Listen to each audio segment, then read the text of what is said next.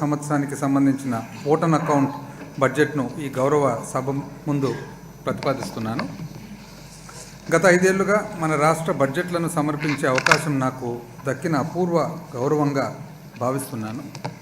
ముఖ్యంగా గౌరవ ముఖ్యమంత్రి గారికి అధ్యక్ష, అదేవిధంగా మీకు, ఈ హౌస్కు, మరి ఈ 5 సంవత్సరాలు సహకరించిన ఫైనాన్స్ డిపార్ట్మెంట్ ఆఫీసర్లు, స్టాఫ్ అందరికీ కూడా నా ధన్యవాదాలు తెలియజేసుకుంటా ఉన్నాను. ప్రజలకు సేవ చేస్తున్నప్పుడు మేము పొందుతున్న సంతోషకరమైన అనుభూతిని మహాత్మా గాంధీ గారి ఈ క్రింద మాటల ద్వారా తెలియజేస్తున్నాను. మిమ్మల్ని మీరు తెలుసుకోవడానికి గల ఉత్తమ మార్గము ఇతరుల సేవలో మిమ్మల్ని మీరు కోల్పోవడం. ఐ రిపీట్ అధ్యక్ష, మిమ్మల్ని మీరు తెలుసుకోవడానికి గల ఉత్తమ మార్గము ఇతరుల సేవలో మిమ్మల్ని మీరు కోల్పోవడం. 5 ఏళ్ల క్రితం నా మొదటి బడ్జెట్ ప్రవేశపెడుతున్నప్పుడు మన గౌరవ ముఖ్యమంత్రి శ్రీ వైఎస్ జగన్మోహన్ రెడ్డి గారు మా మేనిఫెస్టోను పవిత్ర గ్రంథంగా భావించారని చెప్పాను. ఇది మన గౌరవ ముఖ్యమంత్రి గారు తన 3648 కిలోమీటర్ల పాదయాత్ర సమయంలో సమాజంలోని అన్ని వర్గాల నుండి, ముఖ్యంగా పేద, బడుగు మరియు బలహీన వర్గాలకు చెందిన ప్రజలను కలుసుకున్న సందర్భంలో గమనించిన అంశాల యొక్క ఫలితం. మా మేనిఫెస్టోలోని హామీలన్నింటినీ రాజకీయాలకు అతీతంగా ప్రజలందరికీ 100% అందించడంలో గౌరవ ముఖ్యమంత్రి గారి పట్టుదల మమ్మల్ని ఉత్తేజపరిచింది. సమాజంలో ఎవరినీ వదిలివేయకుండా అత్యంత బలహీనమైన వారికి ప్రాధాన్యతను ఇచ్చుటలో స్వర్గీయ డాక్టర్ వైఎస్ రాజశేఖర రెడ్డి గారి నిబద్ధత మా పాలనను ప్రతిబింబిస్తుంది.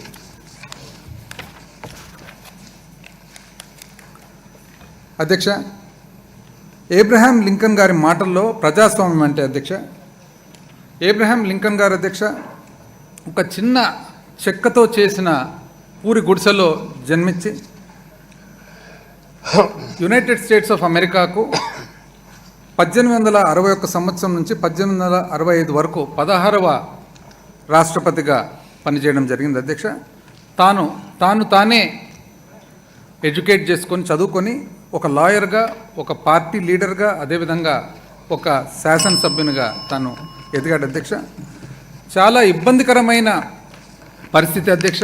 అమెరికాలో సివిల్ వారు, ఆ సివిల్ వార్కు కారణం వచ్చేసి ఒకవైపు ఏమో బానిసత్వం ఉండాలని సదర్న్ స్టేట్స్, దక్షిణ అమెరికా రాష్ట్రాలు, మరి ఒకవైపు ఏమో బానిసత్వాన్ని నిర్మూలించాలని చెప్పి నార్దర్న్ స్టేట్స్ వాళ్ళ భేదాభిప్రాయాల వలన సివిల్ వార్ వస్తే, ఆ సివిల్ వార్లో చాలా ఇబ్బందికరమైన పరిస్థితుల్లో అబ్రహాం లింకన్ గారు అక్కడ రాష్ట్రపతిగా ఉండి, లింకన్ గారు ఈరోజు గమనించినట్లయితే అధ్యక్ష, అమెరికా చరిత్రలో బహుశా అందరికంటే కూడా ఒక గొప్ప రాష్ట్రపతిగా పేరుగాంచి, ప్రపంచ చరిత్రలోనే ప్రజాస్వామ్య పద్ధతుల్లో, ప్రజాస్వామ్యంలో ఒక గొప్ప నాయకునిగా పేరుగాంచిన వ్యక్తి అధ్యక్ష.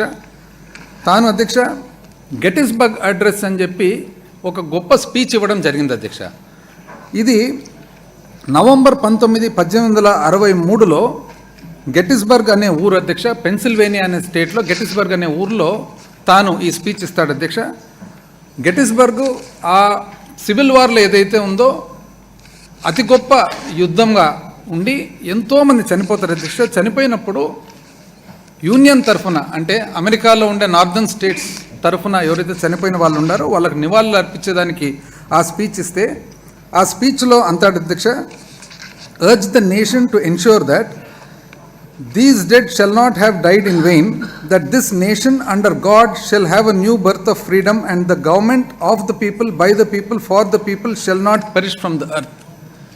ఎవరైతే చనిపోయినారో యుద్ధంలో వాళ్ళ చావు ఎట్టి పరిస్థితుల్లో కూడా వృధా కాకుండా, వాళ్ళ సేవ ఏదైతే ఉందో ఆ సేవ వలన ఒక కొత్త దేశం ఏర్పడుతుంది. ఆ ఏర్పడిన దేశం వచ్చేసి by the people, of the people and for the people, ఈ ప్రపంచంలో శాశ్వతంగా ఉంటుందని చెప్పి చెప్తాడు అధ్యక్ష. ఈరోజు గెటిస్బర్గ్ అడ్రస్ అనేది ప్రపంచ చరిత్రలోనే ఒక రాజకీయ నాయకుడు ఇచ్చిన స్పీచ్లలో అతి గొప్ప స్పీచ్గా భావిస్తారు అధ్యక్ష. నేను ఎందుకు ఇంత డీటెయిల్డ్గా చెప్తా ఉన్నానంటే అధ్యక్ష, ఇక్కడ కొటేషన్స్ కానీ, సందర్భాలు కానీ, మాట్లాడిన వారు కానీ, ఇవన్నిటికి కూడా మన ప్రభుత్వానికి కానీ, మన పాలన కానీ, మన గౌరవ ముఖ్యమంత్రి గారి ఆలోచనకు, ఆశయాలకు అనుగుణంగా ఉన్నాయి. కాబట్టి ఇవన్నీ కూడా నేను ఇంత డీటెయిల్గా చెప్తా ఉన్నాను అధ్యక్ష. ఎందుకంటే సభకు కానీ సభ ద్వారా రాష్ట్ర ప్రజలందరికీ కూడా ప్రతి ఒక్క పాలసీ ఏదైతే ఉందో ఆ పాలసీ అంతా కూడా దాని ఆరిజిన్ ఎక్కడి నుంచి మనము ఎక్కడి నుంచి మనం ఆలోచన కలిగింది, అది ఎండ్ అయ్యేది కూడా ఎక్కడ అని చెప్పేసి తెలుసుకోవాలనే ఉద్దేశంతో ఇవన్నీ చెప్తున్నాను అధ్యక్ష. కాబట్టి అబ్రహాం లింకన్ గారి మాటల అధ్యక్ష, ప్రజాస్వామ్యం అంటే ప్రజల వలన, ప్రజల చేత, ప్రజల కొరకు. మన దేశ ప్రజాస్వామ్యంలో ఈ సూక్తి పొందుపరచబడింది. సమానత్వము, స్వేచ్ఛ, సోదరభావము ప్రజాస్వామ్యానికి మరియు న్యాయానికి మూల స్తంభాలుగా భావించిన మన భారత రాజ్యాంగ పితామహుడు డాక్టర్ బిఆర్ అంబేద్కర్ గారికి భారత ప్రజాస్వామ్యం చాలా రుణపడి ఉంది. మన రాజ్యాంగ నిర్మాత మరియు దార్శనికునైన వీరికి నివాళులు అర్పిస్తూ మా ప్రభుత్వం విజయవాడలోని స్వరాజ్ మైదానంలో ప్రపంచంలోనే అత్యంత ఎత్తైన 125 అడుగుల డాక్టర్ అంబేద్కర్ విగ్రహము, స్టాచ్యూ ఆఫ్ సోషల్ జస్టిస్ను ఏర్పాటు చేసింది. ఆయన ఆశయాలు మా ప్రభుత్వానికి మార్గదర్శకంగా నిలుస్తున్నాయి అధ్యక్ష.